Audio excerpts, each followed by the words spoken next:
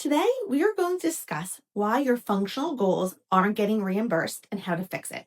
But first, I'm Stephanie, the PT with the Note Ninjas, and together with Nicole, the OT, we help OTs, PTs, and SLPs with treatment planning and documentation.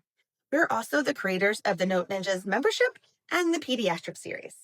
So, you're rating goals like patient will improve balance for safety, or patient will tolerate therapy for 30 minutes and then wondering why your notes aren't defensible, your claims aren't sticking, or your progress doesn't seem to matter.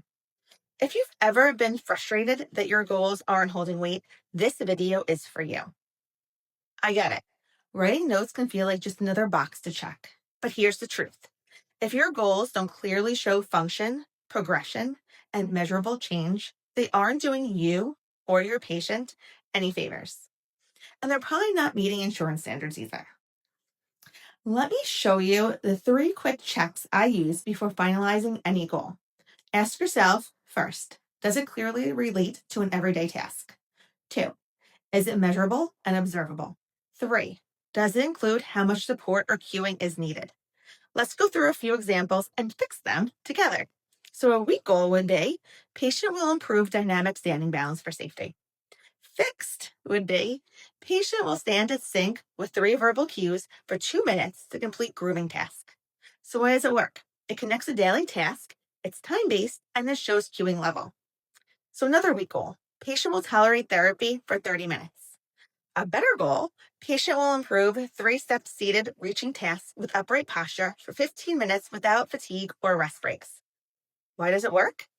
Because you made it functional, defined what tolerated means, and anchored it to a task. Another week goal, patient will increase strength for transfers.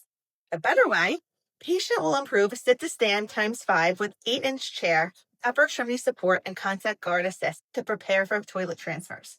And this works because it's clear, task specific with reps, surface height, assist level, and purpose.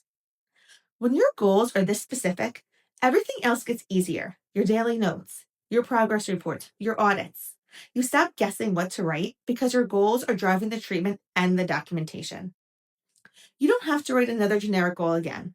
With the right strategies, your notes become stronger, your treatments stay focused, and your patients make real, measurable progress. You've got this, and we're here to make your job a little easier. I'll see you in the next video, and make sure to follow us at The Note Ninjas for more treatment ideas and documentation tips.